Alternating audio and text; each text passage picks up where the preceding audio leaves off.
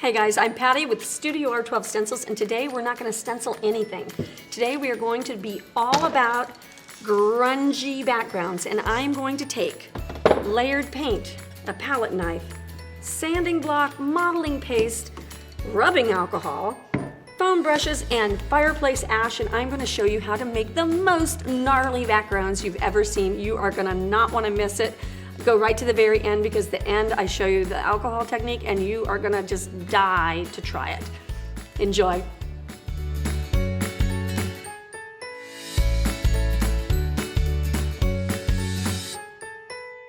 Hi guys, I'm Patty with Studio R12 Stencils, and today I'm going to show you 3 awesome backgrounds. We're gonna do weather distressed wood projects that have just, it looks like chip paint and it's just kind of gnarly looking.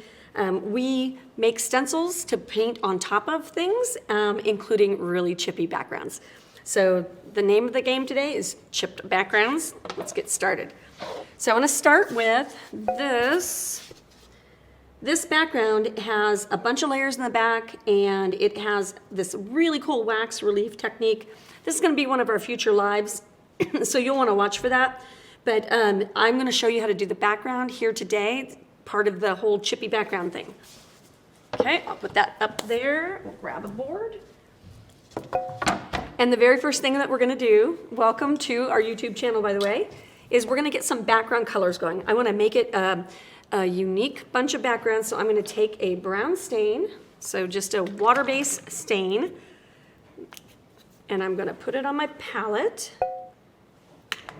And some black. Remember what I'm doing here. Okay, and we're going to do a variegated, little bit of raw wood, and we're going to shake that paint. That was a full bottle of paint and not much shaky room. So get that. We'll clean up my Band-Aid. And we're going to go in and we're going to make some places dark, and some places light, some places brown. And it's no rhyme or reason, no method to it, just different places, different colors, so that when we put our wax relief on, we'll pick up a brown place here and a light place here. I'm just putting my sponge in water, and then I'm going to pick up some water-based stain, and we'll put those here and there. So I'm using an MDF board. The MDF board is just a glue laminated fiber board that's been pressed really hard. They're actually super tough and super hard.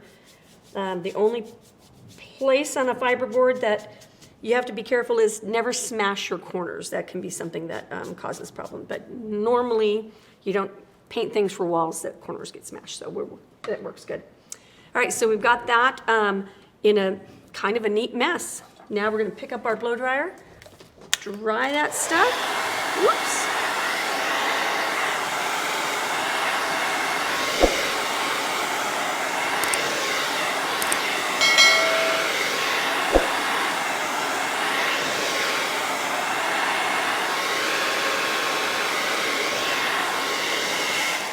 All right, got that dry. So these go actually pretty quick. The next step that we do when we are layering on really thick paint takes some time to dry, so you'll want to go ahead and dry it like overnight, and that way you don't like have to stand on your blow dryer for a long time. So we're going to take Clapham's beeswax. This is available on Studio R12's website, and it is a very soft beeswax. It's food safe, so you can use it on your food safe projects, cutting boards, baby toys, that kind of stuff. But it's got a body to it that holds. So I'm gonna like whip that up just a little bit, and then I'll wipe off my palette knife so I don't have wax on there, because I'll be using this later. This is a wide knife palette that is gonna be great for some of our layering techniques that we're gonna do. I'm gonna take my sea sponge. I want a sea sponge with a lot of really open holes. So I'm gonna go into my wax and kind of pick it up, and then I'm going to blob it down, just setting it down here and there. Oops. Ooh, that's a really big blob. Let's pick that up and move it. And so you want some on black areas, some on brown areas, some on light areas, and you'll just decide what that means. If you look at this piece, I've definitely got way more around the outer edge. If I run a bunch of it through the middle, then I'll end up with a lot of busyness, and I don't want busyness. And what I want to say about these signs is you can buy these signs that look really chipped and painted and stuff like that, but they don't have that authentic looking painted look. And so having it look really distressed and really chipped, that makes it look just realistic and wonderful, like it's magic. All right, so we're gonna go put some of that wax on the other side. Okay, and I'm out of wax, but I think that you get the technique. You wanna put it where you want it. I'm gonna plop that in water as well. I actually found that that sea sponge did really well going through my home dishwasher. So I put it in the silverware caddy and it worked great. So I'm gonna set that off to the side, and I have one here that has been painted over. So after I put my wax, I did a very heavy coat of white paint. I did a mix of white and this cream color. And that did a really good like warm white. Now what I want to show you, I started showing somebody else the sanding on this side, so I'll take it over here. This is what it actually looks like over on this side when the paint has dried. Okay, so we just used our foam brushes. Used our foam brush and put the white right on top. If you used other mediums to do this crackle technique or this chip technique, make sure that it's not too thin and make sure that it holds itself together. Like this is nice because it's fluffy, and that really made it stand up to the paint. So now we're gonna take sanding discs. So this is a 60 grit sand disc, or the sanding, this is the sand, hello. I'll get it in a second. Anyway, this is your sanding block, and this is your 60 grit paper. And then together, it's not a disc. The disc is a little self-contained one. Anyway, so we're gonna take and we're gonna sand. I've got my grain, and this is really important to know. I've got my grain going up and down across the board. If I went this way and then I ran my board lines this way, it would look incongruent and your eye would think it was in like some sort of maze. So you don't wanna do that. So we're gonna go in here, and we're just gonna sand through whatever chips off. And so you can see it already starting there. Now, I was already sanding on this, so I've already got like some wax buildup. You're gonna find that you go through this sandpaper like strongly, fast, quickly, that thing. All right, so get that going. And then I'm gonna go ahead and pick up little scrap ends that I have and give myself a little bit more. I end up, when I reload these, you open them up and take the paper out. This part right here hasn't been touched. So I save these bits, and they're great for when you have like a really, like the wax is a little, not temperamental, but it sticks to your sandpaper. So it helps have these around. All right, so I'm gonna go here. So I'm super curious if you guys wanna comment and in the comments below, let us know if you've seen us before. We have a Facebook channel that we have lives on every Tuesday. And we have a lot of content here on YouTube. All right, so look at that. Isn't that magical? So this is what we're looking for. We're looking for this just beautiful kind of distressed, cracked, chipped paint. So I'm gonna go a little bit more over here, and then I'm gonna show you how we finish. It's neat that you can tell where you've put the bits of crack. And then I'll sand through just to give you the illusion that it's like faded paint. I thought I had another one. I'll just get another block. There we go. And if I lean one way or the other on my block, then I'll get like a little bit more grit going on. All right, so I think that side is pretty good, and then we're gonna go into some antiquing. So I wanna take my black, a little bit of black, a little bit of gray, think I want? No, that's a good gray. This one is a moss gray. Okay. I don't think that's dark enough. It's a good gray, but it's not dark enough gray.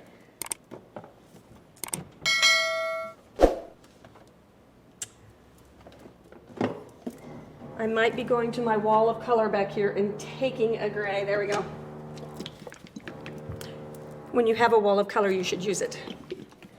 All right, shake that up. That's better. Now we'll take our foam brush. We're gonna just load our foam brush. We're not gonna spend any time stenciling today. That's just kind of a little bit weird for me, but I really think these backgrounds are just, if you like this kind of background, you're into it. So I just wanted to like focus on backgrounds today. But we have like 5,000 stencil titles. Anyway, we're gonna put our brush down and we're going to just skim along our edge. And we don't want it to be, I'll show you what not to do. That's what's fun about doing these little practice boards. I don't wanna make an eyebrow where it's just the same all the way across. I want, and I'll flip it over so we can see, a little bit more natural effect. So we want some long and some faint and some longer and just kind of a little bit of an undulating thing. Now when we go back over to our other side, we go into my black color, and then I am going to just go and reinforce my corners with a little bit of black using a dirty brush, dirty foam brush. And I can do just a little bit here and there. And that is the technique for getting this effect. And then we have one more really cool technique that I think you're gonna like.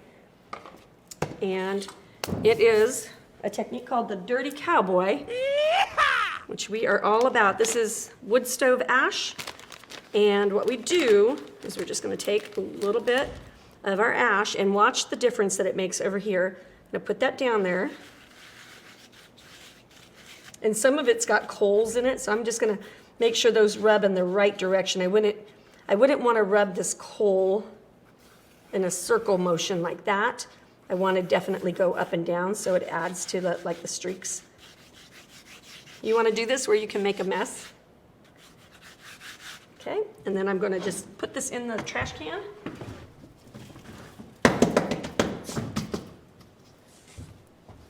Okay, and we're gonna use our paper towel. Whew. Wipe that off. And then that is the Dirty Cowboy. So look at how, like this is super interesting, but when we add that grit over the top of it, then it just adds just that really distressed aging. Take my handprint off of there. And you can go back and forth with this. If I was gonna varnish this on top, I would go ahead and use a spray varnish. I can go with water, and I can clean some of that out. Okay, and you could use like a cleaner and do even more. But if I wanted to remove some of it, I could do that too. So that is how we get this effect. And now I'm gonna move on to another one. Okay, take this away. And now we're gonna go to this effect. And this one has not been taken to the finish line yet, so we're gonna do that together. So we are going to show, this is more of that like nautical beachy wood kind of thing. So what we've got going on here, I'm gonna get rid of this palette paper. And I've taped it down. Can I get it apart? Nope. There we go. All right, so we're gonna take our gray and our nautical color. All of these can do really well with using the ash treatment on them. And we're gonna do something fun with this. We're gonna use modeling paste. So we're gonna start without modeling paste and then we're gonna add it. Okay. So we're gonna use our wide palette knife. And our grain is going long ways, so we're gonna focus on the length. And we're gonna put our palette knife down in the paint And so it just has a big blob on there. Notice it's not on the other side. And then just gently, I'm going to let it scrape and reveal itself on the board. This is where things are going to take a long time to dry. So just FYI, this is something I would do 2 or 3 different kinds of these and just have them be in process and have them laying around to dry, because it definitely takes a really long time to dry. But you can do a lot of the layering pieces all on top of each other, wet on wet. Okay, so I'm going to go all the way over.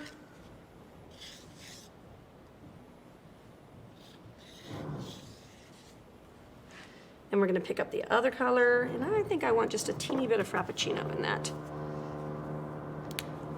Have a little construction going on.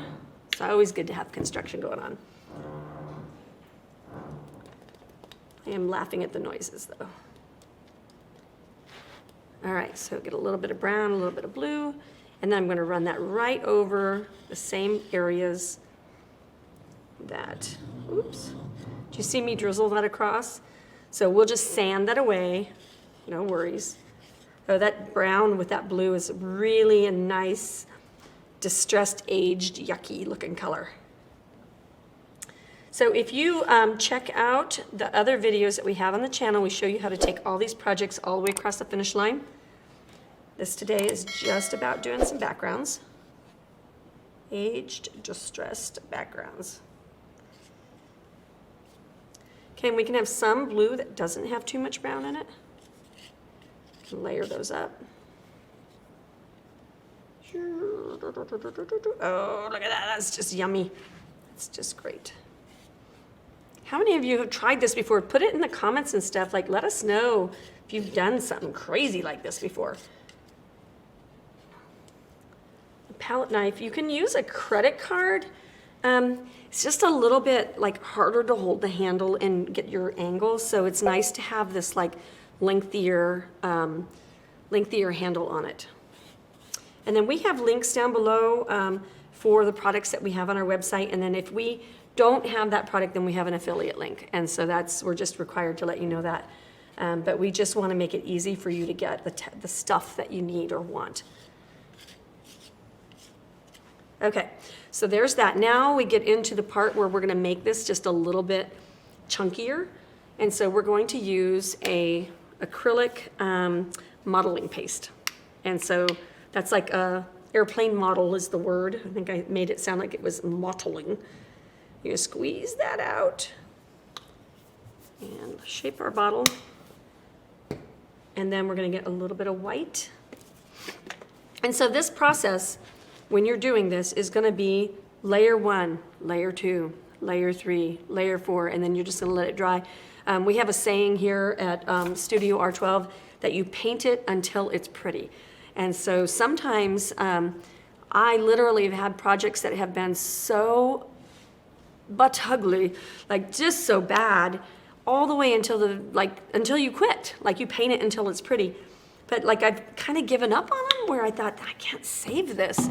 And it's amazing that that's usually right when you're one step of inspiration or one step of one more layer, that it turns it from like the ugly duckling into the swan.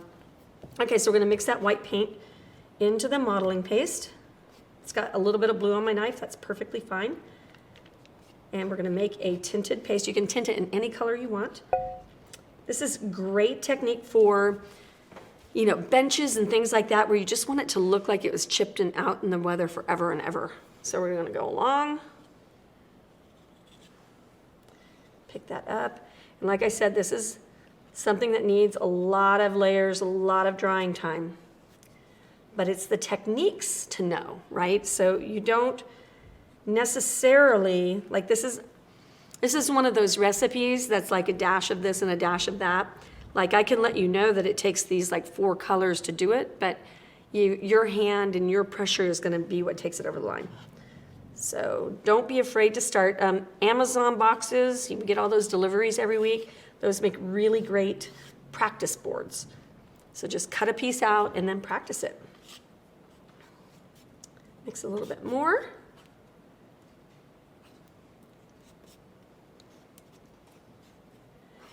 And if you're looking at, I look on Pinterest a lot for different like inspiration and stuff like that. If you're looking for ways to paint something, if I was looking at this, I would look at my background first, and I would be like, okay, that's a brown background. I need it to be this tone. And then I noticed in my inspiration piece, because I definitely looked at a picture, because I don't know how chipped turquoise or teal paint looks, but I went ahead and I saw that they had like a little bit more to each side, and they left the middle that way. So I went ahead and did kind of the same thing, but I pulled it apart, ignore the writing on it, pulled it apart from my background. Then I noticed that maybe it's got scumbles of this color. I noticed it was wood grain, so I imitated wood grain. And then I just layered it until I like the colors. And then that last Dirty Cowboy technique is what takes it and mellows all the colors together and makes it super unified. The Dirty Cowboy one was from a blog. I'm trying to think of what the name is. We'll put that down in the description too.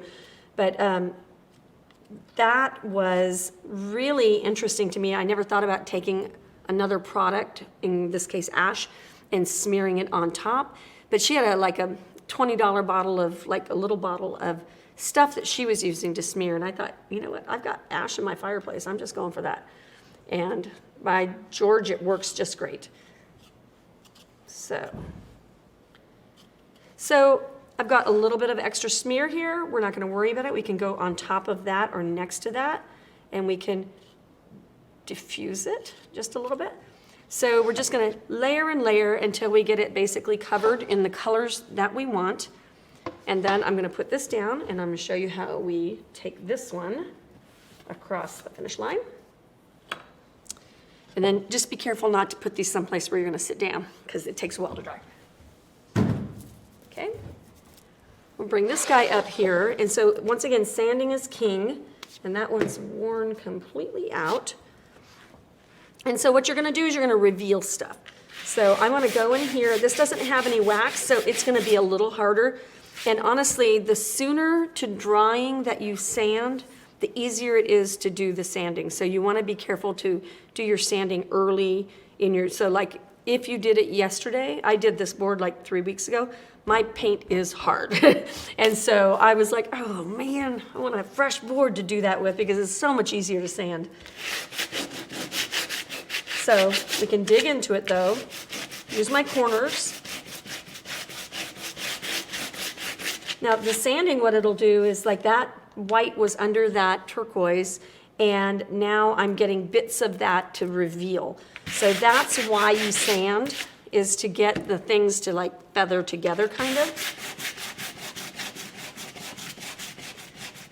And honestly, I think if I was gonna do chippy backgrounds like this, I probably would almost always wax them.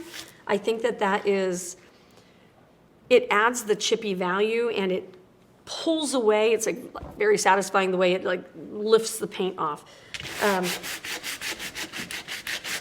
But sometimes you don't want to use wax. But so see how that's just blending and pulling the colors in the background all together. Okay. Anything that looks splotchy, that was a big blob of white, I'm going to go through that and make sure it becomes a different blob. These are all technical terms, and there will be a vocabulary test afterwards. All right, so we get it blending together. And I find when I'm stenciling, I used to be a sit-down painter, and now with signs and stuff like that, and the distressing and stuff I do, I find that I'm a stand-up painter now. And you can really like lean in on your sanding block, and that helps you really get a dig into it. And the 60 grit absolutely helps. Okay, so if you're finding this interesting and you want to make sure to subscribe and then ring that bell so that they'll let you know when we have new content. We always have something new going on. So if you dig painting and creating, then you're going to dig subscribing to this channel. Okay, so go over here. Lean into it. Didn't know I was getting my workout today. Okay, so there's another example. That white was over the teal, and it is just really nicely feathering that off.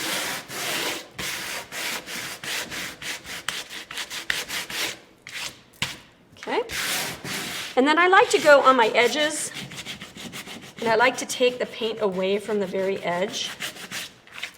And if you've done a good job and you have a really dirty sanding block, then your black will be left on your surface as well. It's amazing what kinds of happy accidents happen. Pull this back. Okay. What will happen is anywhere where this is raw wood, anything I do on top of it will stick better. All right, so we're going to call that. And we're still a little ununified. So what you can do when you have an ununified situation is you can move your boards that are blocking your paint drawer.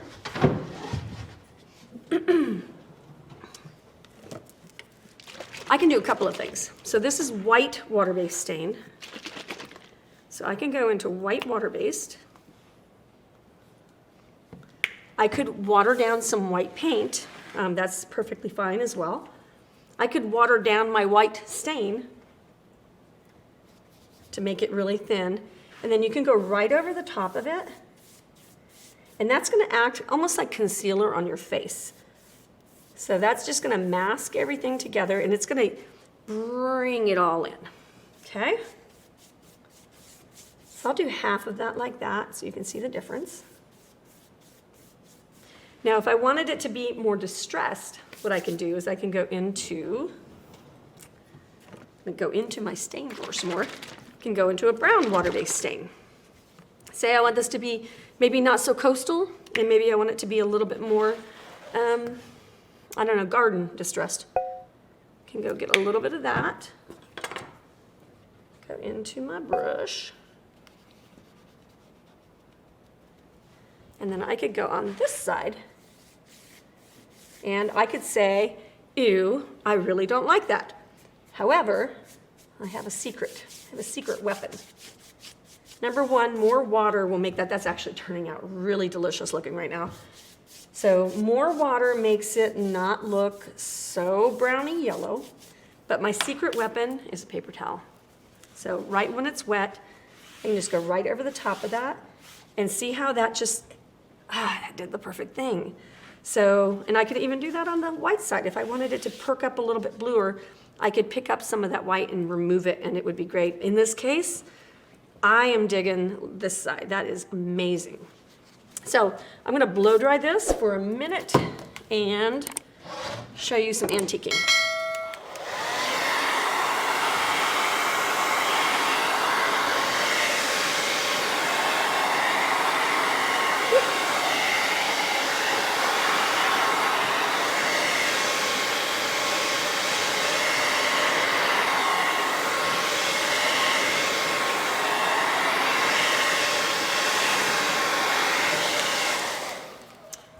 So there are different ways to antique. I can do it with a foam brush, and I can just do some draggy streaks like I showed you in the project before.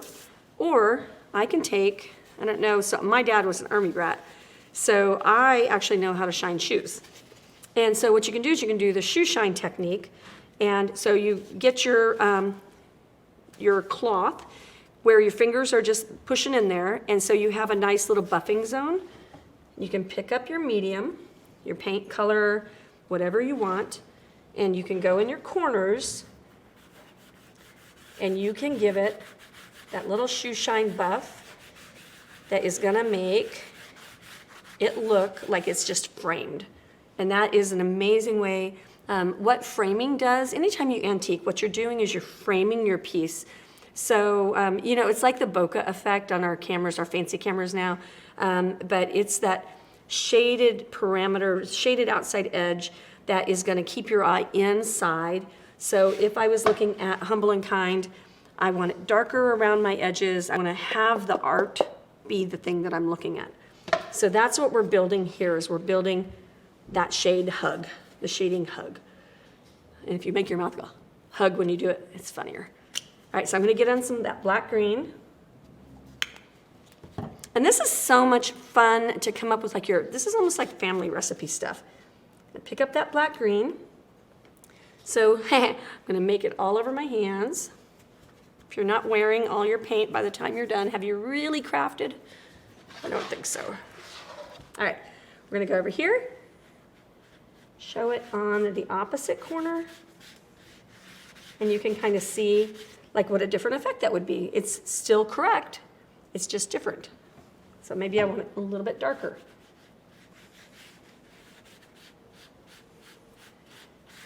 So both of these are completely right. They're just different takes on the same kind of technique. So that's just a really nice way that you can antique your edges.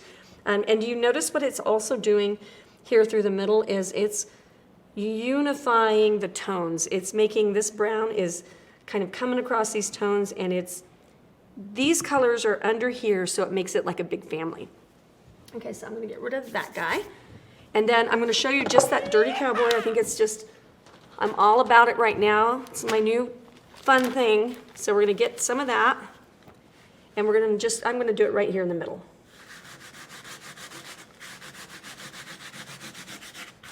It'll get in there and stick where there's raw wood. Don't you love having something free? That's super cool. All right, I've got this nice wet board over here that I'm gonna try not to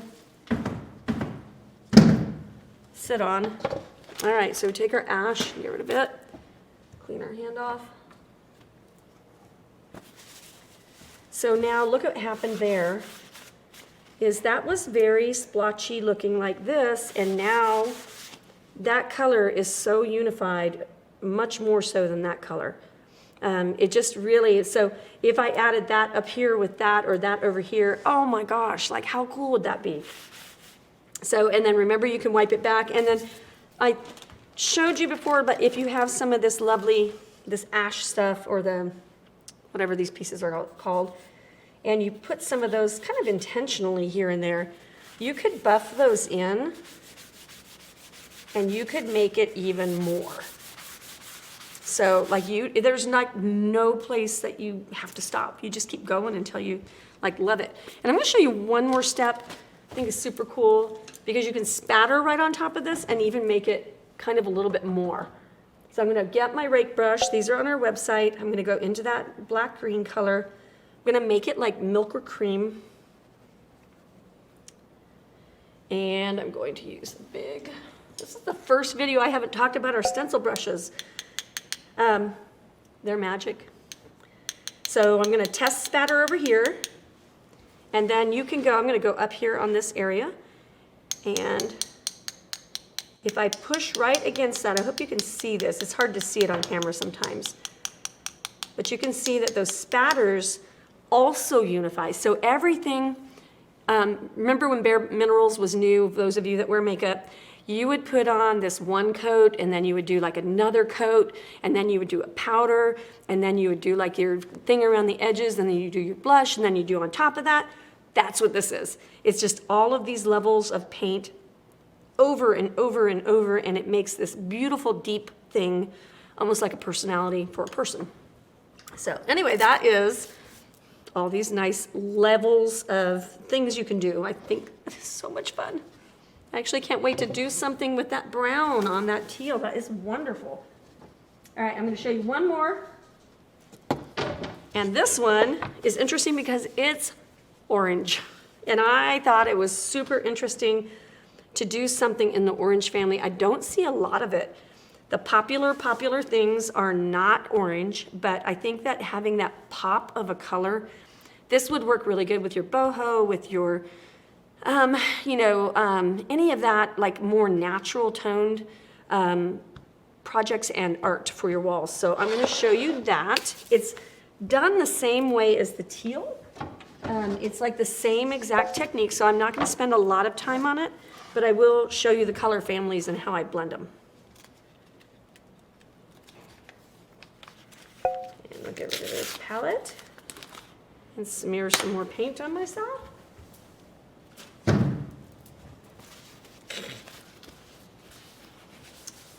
I'm gonna have cleanup duty right after this. All right, so To do this one, we're going to use our stain. I want the other stain. For you, yeah. It's the same. Bye. Okay, we're just gonna use this one. So water-based stain. I'm gonna use some wet foam brush. These are a poly foam brush, and they are, used to be a real foam brush snob. So I'm gonna wet that down. I'm gonna just make my board a browner color. Anyway, the poly foam brushes, I used to be a snob, didn't ever use one to paint with, but they make basing so fast. You couldn't do this with a brush. You could do it with a roller, but rollers are expensive and they're super, like they're a pain to clean. Like I hate cleaning a roller brush. So get that colored. See how fast that goes? And then by sweeping away from my edge, I'm keeping my edges clean. I don't really have to worry about any lines that I'm leaving behind. I'm being particular and I don't need to. Let me give that a little blow dry.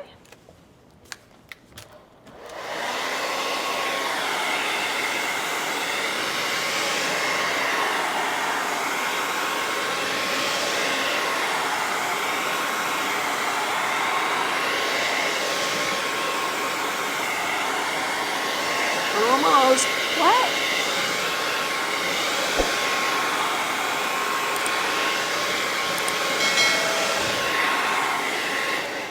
So because I added my water, that is making this dry lots longer. So just FYI, if you're using water, pro tip, you're gonna have to let it dry a little bit extra time.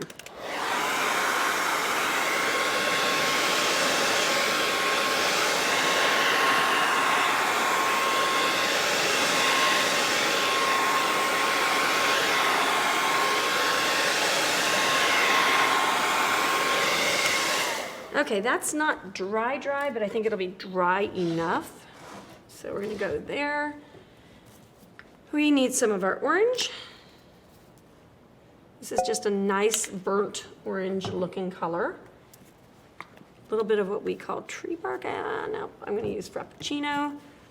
We've named these things just things that they look like, so they're not actually the names of the colors. We just named them our color names. Wipe our hands off.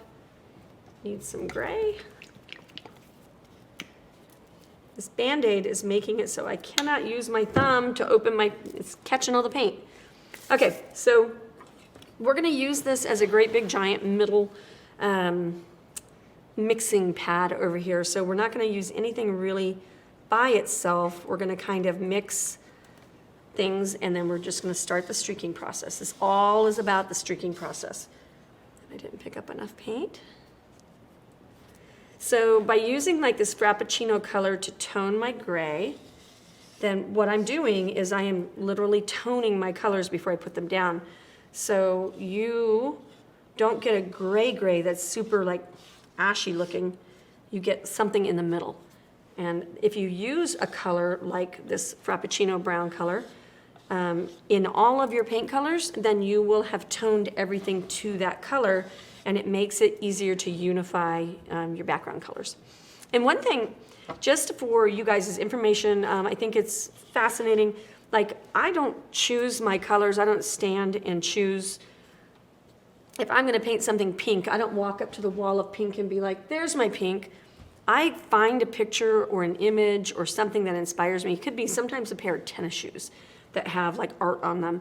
And I find that image and I pull my colors out of that image. I find a beer bottle that has great art on it and I'll pull my colors out from there. I don't just like randomly come up with colors.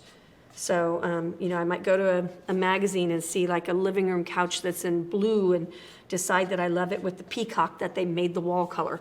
And then I'll paint my sign to go with that or to accent that. So don't feel like you have to create in like your own little vacuum.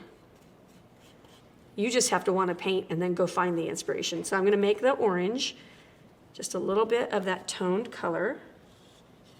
And we're gonna just keep, my Band-Aid is so pulling through my paint. It's like a cushy Band-Aid because I have an owie. So if I do like some fun things, I could make a different technique.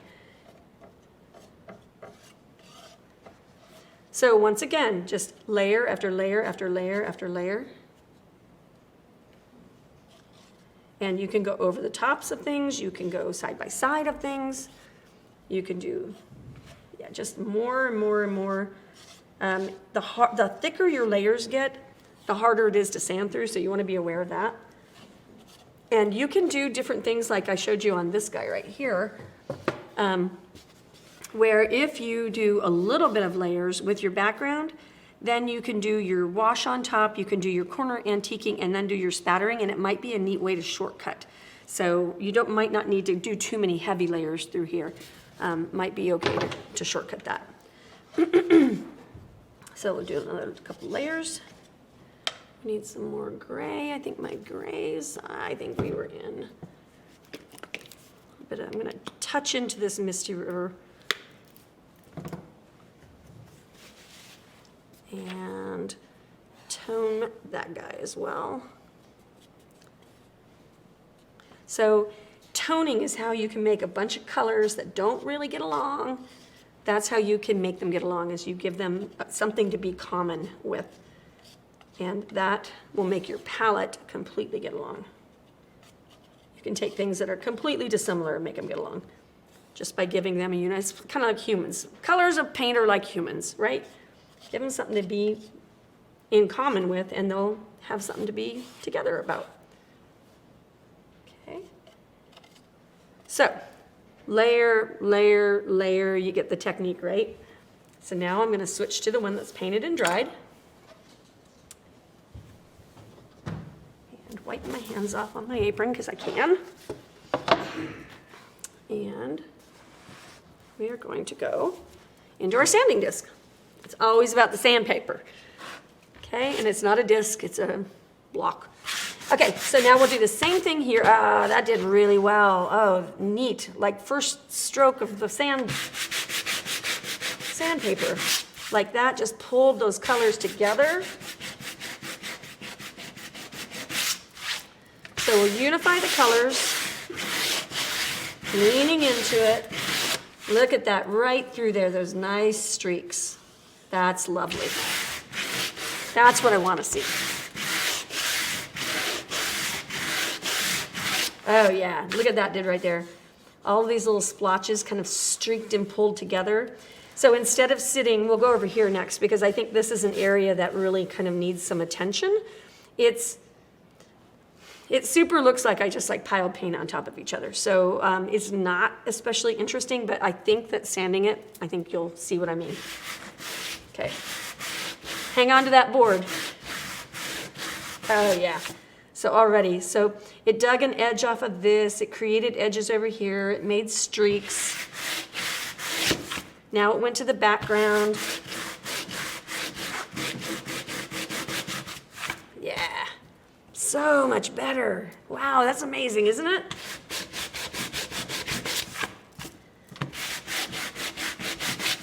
Awesome. Okay, I don't know. This is cool. I love it. And I love these colors. I think you could also take this and I ran myself out of foam brushes again. How many times a week I do that? You could take this and take the tip of your foam brush, just kind of do that. And so maybe you say, I wanted this a little bit more burnt orange than I wanted it to be the teal and the gray. So I can now go into this, and instead of my palette knife, I'm going to get a little bit more brown. I can streak through that. Maybe we'll go a little bit more blue just to be fun. But see how that's kind of a makeup veil that just kind of did that thing? So now I can get rid of that brush. Wet sanding, I can go into that, and it's going to add the streaks in the wet paint, and it's going to sit on top of the dry paint, and it's going to add the layers. So much less work than doing really thick layers. So that's another way that you can add those streaks. Oh, that's looking so good. So good. I could just sit and get lost in this. So if you find yourself at, you start your project at 9 and then 12 o'clock at night comes and you're still painting, but you're having fun, like, who cares, right? But I could do that. I could just like throw in. Okay, we want to get our edges and get through to some of that wood. Marry some colors together. We're looking for things that look like ink blots.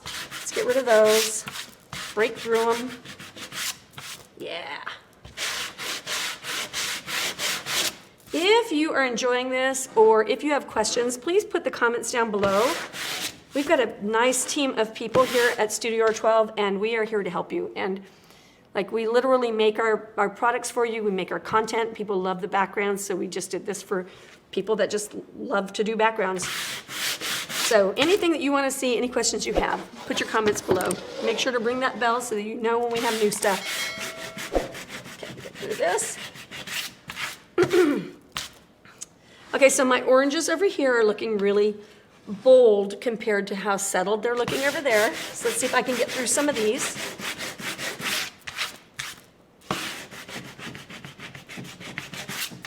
Ha! Black paint's coming off, that's good. Just dig through that. If this was fresher paint, this would more peel off. And I, in my preparations for that, just forgot that I knew that. It's actually amazing how many times that happens. You know something, but until you do it, you don't realize. Okay. The sanding block is going to be one of those affiliate links. Irreplaceable. I like the 3M one better than this plain one because they're ergonomic and they have little thumb holes in them. So, but that link will be below. And it's super like heavy. It's not a lightweight thing. Oh, that's the dirty one. Okay.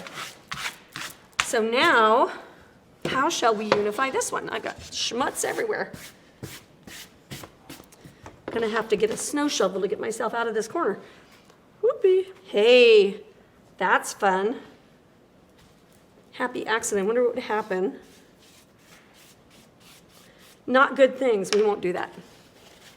However, if we buff them out, it will add.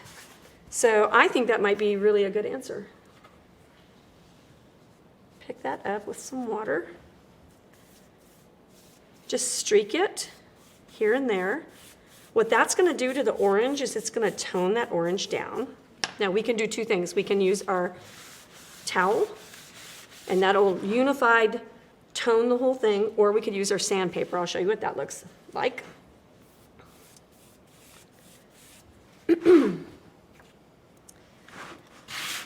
So wet sand it. Okay, and so they're slightly different. This one's very streaky. This one's just like a glaze on top, so both are correct. And then there's one more thing I want to show you while I've got it out because it's fun. Get out some rubbing alcohol and just a little plastic container. Ooh, there we go. And your spatter brush. That's an oval rake, and when we're talking about this one, it's cut over the top. It's shaved from side to side, and when you splay it out, it makes all of these awesome, like, hairs. But it makes great beards, makes great foliage background, makes great streaks, wood grain, all of that. So I'm gonna use that with my alcohol, and then I'm gonna go into water and show you a cool thing. This is kind of off topic, but I think it just reminded me when I had the wet down there. So you can go on here with your wet, has to be very wet, paint, put a smear of that on there, and then we're gonna load our alcohol, and we're going to drip the alcohol on the board. So there is another completely amazing layering technique. You can do little ones, fat ones. That's so cool. It's one of my favorite techniques. Anyway, that will work, and then that will dry completely, and then that will leave that mottled look, so it looks like just one more layer of grunge on there, and like people are gonna be like, where did you find that chipboard? So anyway, that is how I would do that. I hope that you have enjoyed learning how to do some of these backgrounds. I have loved showing you. It's funny not to talk about stencils, but we have like 5,000 stencils on StudioR12.com and every kind of title that you'd ever want to see. And once you get the background done, then you can paint anything you want on it. Happy painting. If you love the content that you saw just now, then make sure that you like and subscribe and ring the bell to get notified when we have new content. And we will see you in the next video.